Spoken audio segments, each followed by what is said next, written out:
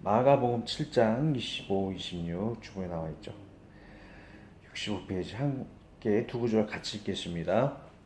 이에 더러운 귀신 들린 어린 딸을 둔 한 여자가 예수의 소문을 듣고 곧 와서 그 발 아래에 엎드리니 그 여자는 헬라인이여 수로보니게 족속이라 자기 딸에게서 귀신 쫓아 내주시기를 간구하거늘. 아멘. 자, 기도하겠습니다.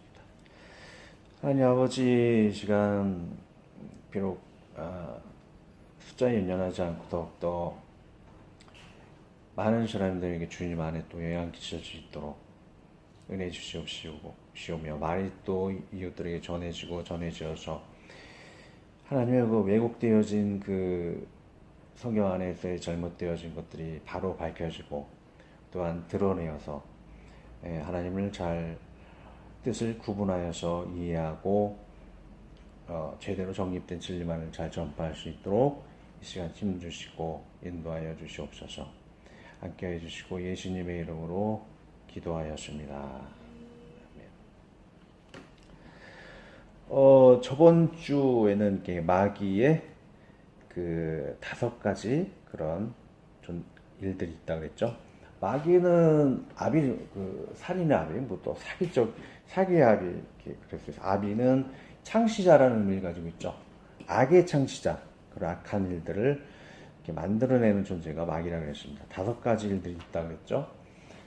그 살인의 아비, 살인과 그리고 사기치는 거, 거짓말, 또 그 이사야 14장이라고 그랬죠. 에스겔서 1 곱하기 에스겔서 28장 거기 내용 보면 그 마귀가 자연재앙, 사람들의 양심을 이렇게 변질시켜서 황폐하게 하는 전쟁 같은 것. 그리고 5번째는 병을 일으키는 그런 5가지 일을 한다고 했습니다. 또 성도 가운데서도 하나님의 보호함을 받는데도 불구하고 십자가의 은혜로 말미암아 보호를 받겠죠. 저주를 대신 나무에 달리신 자마다 저주를 받는다고 했기 때문에 예수님의 그 나무에 달리신 예수님의 그 나무 십자가의 그 은혜로 말미암아 저주를 대신 지시고 피 흘림으로 말미암아 죄를 사함 받고 화평하게 된다고 했어요. 그러면 하나님의 보호하심을 받는데도 불구하고 그런 성도들이 시험을 받는 그 또 다른 이유는 그 욕과 같이 복을 받기 위해서 테스트하신다. 또 3번째는 자기 욕심으로 말미암아 또 시험 받을 때가 있다는 것이죠. 세상의 모든 다 재앙들이 마귀로 다 말미암은 것은 아닌 것을 볼 수가 있습니다. 자, 오늘 주제는 귀신이 아니고 악령입니다. 그런 주제를 가지고 나누고자 합니다. 자, 연역적으로 제일 먼저 바로 왜 성경에 있는 귀신이 잘못되고 악령으로 고쳐야 되는가. 작년 설교 때도 한번 얘기를 했지만 시간 더 자세히 더 깊이 있게 나눠보고자 합니다. 오늘 나눴던 그 마가복음 25, 26절을 보면 더러운 귀신이라고 되어 있어요. 자, 우리가 가진 이 성경은 100% 이게 정확한 게 아니에요. 최초로 헬라어, 그 당시 헬라어로 신약 성경이 쓰여졌다가 영어로 이렇게 번역이 되고 영어에서 우리나라의 문화에 맞게 또 이해하기 쉽게 한글로 번역을 하다 보니까 그런 좀 오류가 있을 수가 있다라는 것이죠. 자, 그런 걸 많이 여러 가지로 찾아야 되는데, 자, 오늘 한 가지 또 찾았죠. 이 귀신이라는 단어는 사실 원어를 보면 악령이라고 써 있다라는 것이죠. 자, 25절에는 더러운 귀신이라고 써 있는데 이걸 원어를 보면 아카드로토스 푸뉴마라 그래요. 아카드로토스는 이 더럽다는 뜻을 가지고 귀신은 푸뉴마라는 뜻을 가지고 있죠. 그러니까 아카드로토스는 뭐 악한이라는 뜻도 가지고 있고 악한 영, 이 해석 그대로 하면 악한 영이 들린 어린 딸이라고 했어요. 자, 그 다음에 26절은 귀신이 내 딸에게서 나간 일을 할 때 그 귀신은 다이모니온이라는 그런 뜻을 가지고 있어요. 다이모니온이라는 뜻도 악령, 악한 영 그런 뜻을 다 가지고 있다는 것이죠. 자, 성경에는 뭐 더러운 귀신 또 뭐 귀한 귀신이라고 써있고 그렇게 많이 나열이 됐는데 전부 다 그렇게 악한 영이나 다이모니움이라고 써 있어가지고 악령으로 다 일치, 다 통일이 되었다는 것이죠. 분명히 성경에는 악령이라고 써 있는데 귀신이라고 잘못 번역이 되어 있다는 것을 우리가 유의해야 할 것입니다. 자, 귀신과 악령이 그 차이가 있는데 그 우리나라 그 콘사이스 그 사전을 찾아보면 귀신은 사람이 죽으면은 이렇게 막 떠다니는 그런 영 있죠. 그거를 귀신이라고 이렇게 그 사전을 찾아보면 그렇게 써 있어요. 그 외에도 이렇게 한국어 원어 사전을 보면 악령 이렇게 귀신은 사람이 죽은 후에 떠다니는 영과 또는 악령 두 가지 의미를 가진다는 것입니다. 그러면은 그 콘사이스 사전의 반을 맞는다라는 거예요. 악령이라는 의미를 가지고 있기 때문에 귀신이라는 그 의미가 악령이 있기 때문에 원어대로 맞긴 하지만 50%만 맞는다는 것이죠. 근데 첫 번째 의미, 사람이 죽은 뒤에 떠다니는 그 영을 그런 의미도 가지고 있기 때문에 우리는 정확하게 성경을 이해하고 전달하기 위해서 악령으로 고쳐 쓰는 게 더 정확하다는 것이죠. 자, 이게 왜 또 귀신보다는 악령으로 써야 한다는 것이 더 정확하다는 것을 더 이야기하자면 악령의 그 창시자가 누구라 그랬죠? 저번 주에 배웠었죠. 그 살인의 아비 그리고 뭐 사기치는 아비라 그랬어요. 그러면은 이런 거 사기치는 것, 살인이 모든 게 다 악이잖아요. 이런 악의 창시자를 저번 주에 마귀라 그랬습니다. 그래서 악한 영은 즉 마귀를 의미하는 거예요. 이렇게 보면은 악령이 마귀를 의미하는 것을 알 수가 있고 성경을 찾아보면 그 악령과 마귀에 대해서 더 자세히 나와 있는데 유다서 1장 6절과 9절을 보면 또 자기 지위를 지키지 아니하고 자기 처소를 떠난 천사들을 큰 날의 심판 때까지 영원한 결박으로 크감을 가지셨으며 천사장 미가엘이 모세의 시체에 대하여 마귀와 다투어 변론할 때 감히 해방하는 판결을 쓰지 못하고 다만 말하되 주께서 너를 꾸짖으시기를 원한으로 하였거늘. 그 악령의 존재의 특징은 하나님을 섬기는 데서 떠나가지고 하나님의 심판을 기다리는 그런 천사들이라고 그랬어요. 타락한 천사를 악령이라는 것이죠. 그리고 천사장 미가엘과 다투는 존재가 또 이 마귀인 것을 알 수가 있고, 그리고 마귀와 그리고 천사 이렇게 얘기가 많이 나와 있는데 이 두 존재에 대한 서열에 대해서 많이 자세히 나와 있습니다. 마태복음 25장 41절을 보면 마귀와 천사들에 대한 서열이 이렇게 좀 단순하게 나와 있는데, 또 왼편에 있는 자들에게 이르시되 저주를 받는 자들아 나를 떠나 마귀와 그 사자들을 위하여 예비된 영원한 불에 들어가라 하셨어요. 자, 사자는 뭐 호랑이 사자를 얘기하는 것이 아니고 원어를 보면 엥겔루스라는 뜻을 가지고 있어요. 그래서 메신저 또는 천사를 의미를 얘기하는 거죠. 타락한 천사.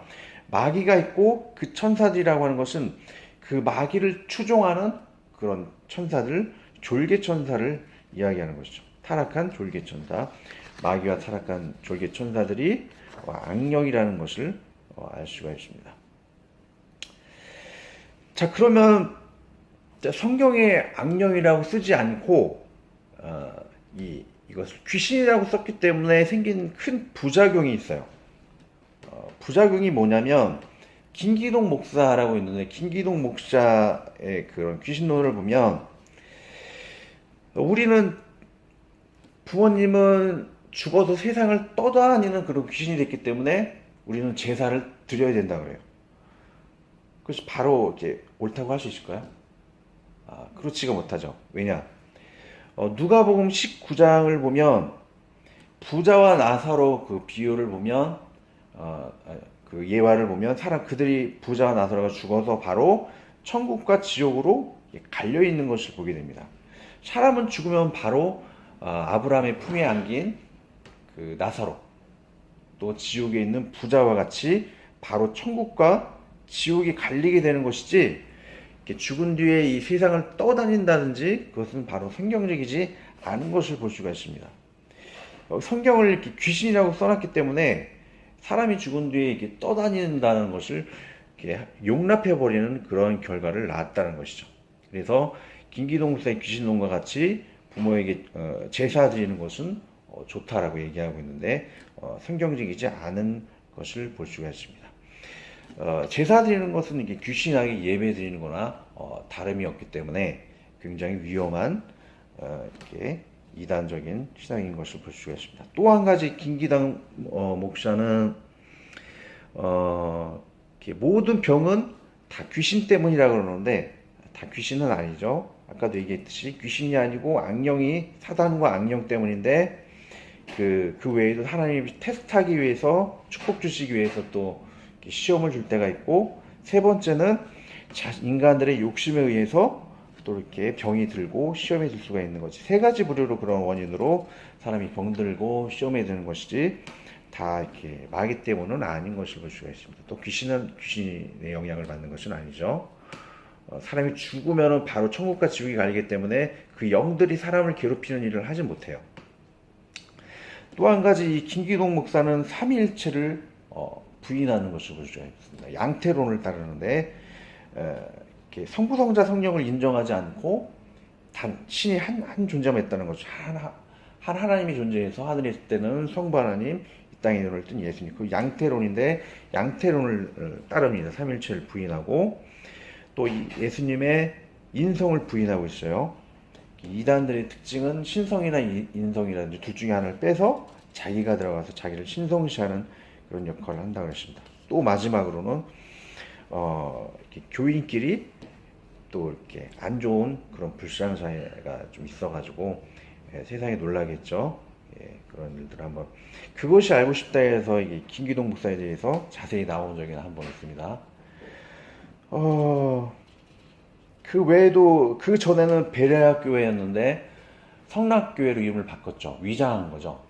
성락 성결교회는 강진구에 있습니다. 되게 정통 좋은 교회인데 위장하기 위해서 이름을 바꿨다라는 것. 이렇게 좋지 않은 결과를 낳는 것을 볼 수가 있습니다. 하나 제대로 해석을 하지 못해서 성경 단어 하나 해석을 못해서 그렇게 좋지 않은 데까지 나가는 것을 볼 수가 있습니다. 자, 그럼 이렇게 성경이 진리를 왜곡한 변질적으로 이렇게 해석되어진 그 원인은 무엇일까요? 여러 가지 이유가 있겠지만 그 중에 하나가 제가 보기에는 그 상하와의 법칙 그 원인 때문에 이렇게 변질되었다라고 생각을 합니다.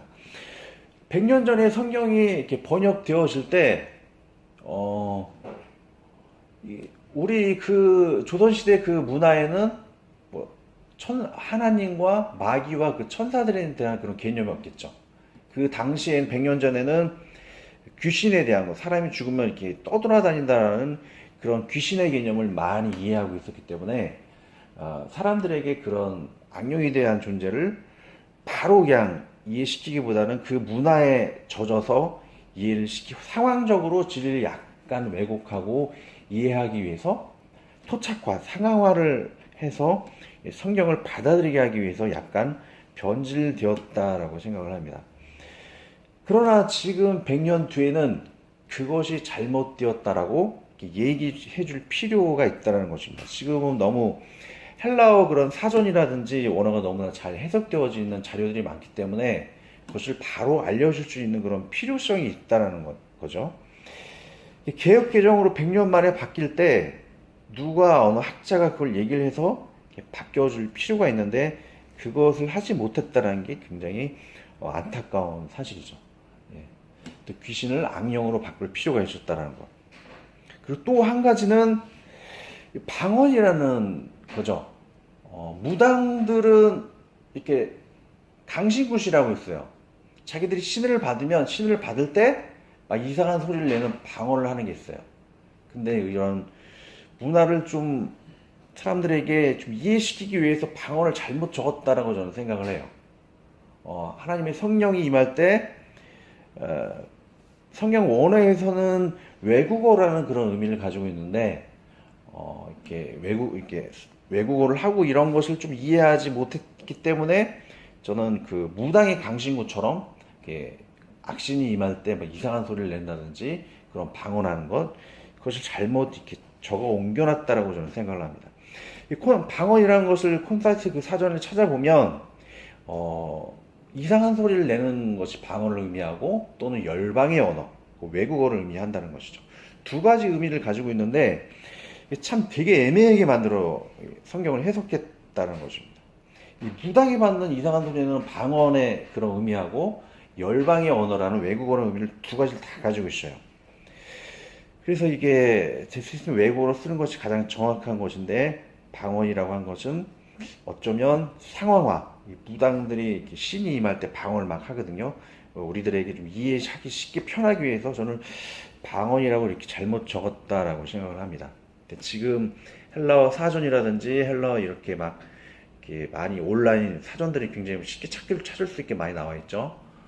지금 100년 뒤에는 이걸 바꿔줄 필요가 있는데 그것을 하지 못하는 거죠. 그 당시에는 문화에 흡수하기 위해서 상황화라는 것, 기독교와 그 한국인의 문화를 같이 접목시켜서 이해를 복음 전파를 쉽게 하기 위해서 상황화를 했지만 100년 뒤에는 역상황화를 통해 가지고 정확하게 진리를 전달해 줄 필요가 있다는 것이죠.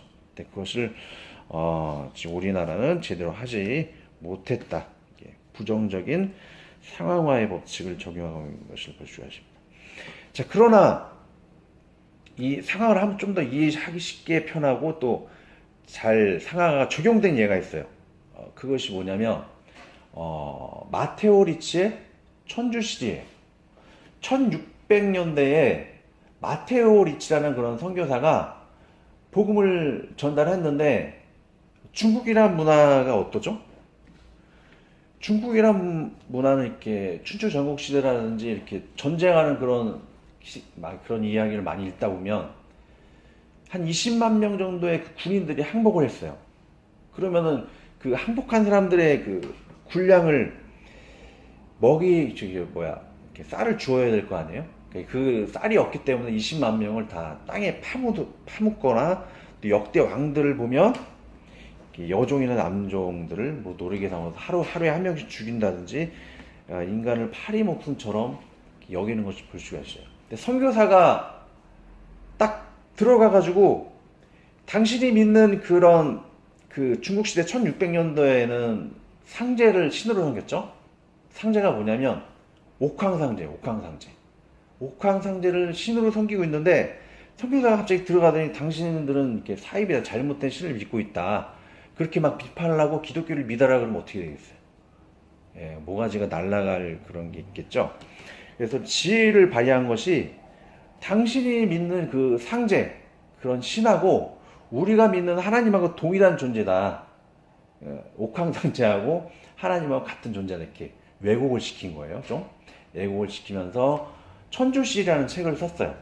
당신이 믿는 그런 상제, 옥황상제하고 우리가 믿는 하나님 똑같다. 그러면서 이렇게 막 복음을 전달해가지고 천주시라는 책을 만들어서 배포를 했어요. 근데 그게 히트를 쳐가지고 그 당시 사대부들에게는 그런 집마다 다 있다 그래요. 사대부가 누구냐면 선비 사자를 써가지고 선비, 그리고 대부는 정치인을 얘기하는 것이죠. 정치인 선비인데 왕의 관료들이죠. 영향력 있는 사람들의 그 집마다 이런 천주시라는 책이 있었다 그래요. 복음 전파에 굉장히 좀 도움이 많이 됐는데 목숨을 건지면서 어느 정도 복음이 전달이 됐죠. 그리고 100년 뒤에 교황청에서 이거를 바꾸라 그랬어요. 너희들이 믿는 옥황상제하고 하나님은 사실은 똑같은 것이 아니다. 제대로 이게 하나님을 전달하라는 그런 지시가 내려서 다르다라고 제대로 전파를 했다 그래요. 그래서 상황화에서 100년 뒤에는 역상황으로 이렇게 약간 진리를 처음에 왜곡시키다가 100년 뒤에는 제대로 전달할 수 있는 그런 것들이 필요하다는 것이죠. 그래서 상황화의 법칙에 대해서 이야기를 드렸습니다. 이래서 성경이 약간 왜곡되어진 그런 부분이 있다라는 것을 말씀드렸습니다. 자, 또 한 가지 이렇게 악령에 대해서 이야기를 하다 보면 이렇게 또 한 가지 얘기가 되어지는 게 있는데, 여러분 이렇게 유튜브 보다 보면 유체 이탈 이렇게 얘기하는 사람 많이 있죠. 내 영이 떠나가가지고 막 귀신도 보고 악령도 봤다 그렇게 얘기하는 사람이 있어요. 근데 그것은 성경적이지 않은 것을 볼 수가 있습니다. 자, 왜냐? 성경에서도 그런 사람들을 한마디로 초혼자라 그러거든요. 초혼자. 혼을 자기들이 이제 혼에 대해서 죽은 자에게 혼이 떠다니는 것을 교제하는 것 또는 악령하고 교제하는 것을 초혼자라 그러는데 성경에서는 이런 사람들을 교제하지 말고 쫓아내라고 하고 있어요. 신명기 18장 11절하고 12절을 보면 진언자나 신접자와 박수, 무당들이죠. 초혼자를 너희 가운데서 용납하지 말라. 이런 일을 행하는 모든 자를 여호와께서 가증히 여기시나니 이런 가증한 일로 말미암아 내 하나님 여호와께서 그들을 내 앞에서 쫓아내시느니라. 이런 초혼자, 영과 이렇게 교제하는 자들에 대해서 왜 쫓아내느냐? 대부분이 하나님과 상관이 없기 때문에 악령들하고 교제를 한다는 거예요. 또는 거짓 영을 이렇게 만들어낸다는 것이죠. 악령들이 거짓 영을 이렇게 만들어내서 뭘 하냐? 축복을 하는 게 아니고 저주를 한다는 것이죠. 이 사람들은 그런 악령들을 불러내서 사람들로 하여금 저주를 하는 그런 가증한 일을 하게 됩니다. 대표적인 예는 그 사울이 성경대로 뭐 초혼자들을 자신의 그 이스라엘 땅에서 다 내쫓았는데 그 내일에 어떤 큰 전쟁을 블레셋과 치기 전에 내일 어떤 전쟁이 지금 어떤 결과가 날까 되게 궁금해요. 자기가 그 초혼자를 다 내어 쫓아낸데 불구하고 초혼자를 지가 몰래 찾아가서 내일 전쟁이 어떻게 될 것인가 이 초혼자한테 물었다는 것이죠. 근데 그 초혼자가 한 일이 무엇이냐면 거짓 사무엘 영을 이렇게 불러 일으켜 가지고 악령들을 이용한 거죠. 거짓 사무엘을 이렇게 보이게 해가지고 그 거짓 사무엘 영이 하는 말이 내일은 넌 반드시 죽을 것이다 이렇게 저주를 해버리죠. 그래서 이 초혼자들은 거짓 영을 불러 일으키거나 또는 진짜 악령을 불러 일으켜서 인간들로 하여금 저주를 불러 일으키고 이렇게 악령들과 교제하는 일을 하기 때문에 가증한 존재인 것을 볼 수가 있습니다. 자, 이것과는 정반대가 있어요. 정반대. 어떤 일이냐면 예수님이 변화산상에 가서 혼을 불러냈죠. 진짜 불러냈죠. 엘리야의 영과 모세의 영이에요. 엘리야 모세를 불러냈죠. 그것은 진실이고 그것은 축복을 하기 위한 것이죠. 그들 불러낸 것은 믿음을 더 불러일으키고 그들로 하여금 그 세 제자들이 엄청나게 그 신실한 믿음의 사람으로 변화된 것을 볼 수가 있죠. 정말 좋은 사람들을 불러내서 그 좋은 사람들로 말미암아 축복을 일으키게 하는 것. 이것은 영 분별의 은사와 같이 좋은 것이라 할 수 있을 것입니다. 그 외에는 이렇게 아직까지는 좀 딱 부러지게 좋다 안 좋다 얘기할 수는 없겠지만 무슨 천국 지옥 같은 거 이렇게 사이비도 많지만 정말 진짜도 있겠죠. 그런 영적으로 교제하는 것 좋은 경우의 예라고 할 수 있을 것입니다. 자, 두 가지 요약을 하자면 첫 번째 성경에서 귀신이라고 써 있는 것은 더러운 귀신 또는 귀신 다 악령의 의미를 가지고 있다는 것이죠. 그것이 왜 악령이냐면 악령이라는 존재가 왜 마귀와 그 타락한 천사이냐면 그 요한복음 8장 44절일 거예요. 저번 주에 그 살인의 아비, 거짓의 아비라 그랬습니다. 그러면 거짓과 살인은 악기죠. 아비라고 했기 때문에 창시자, 악한 영의 창시자는 마귀라는 것이죠. 그래서 그 악령을 이야기하고 있는 것은 마귀와 그 마귀를 추종하는 타락한 천사들을 의미하는 것입니다. 그리고 사람이 죽어서 떠돌아다니는 것은 맞지가 않다. 누가복음 19절을 보면 사람은 죽으면 천국과 지옥으로 바로 나뉜다라고 누가복음 19장은 이야기를 하고 있다는 것입니다. 그 다음 주에는 제가 또 상황화의 법칙에 의해서 또 변질된 단어 하나가 이게 방언이라는 단어죠. 다음 주에는 방언에 대해서 더 깊이 나누도록 하겠습니다.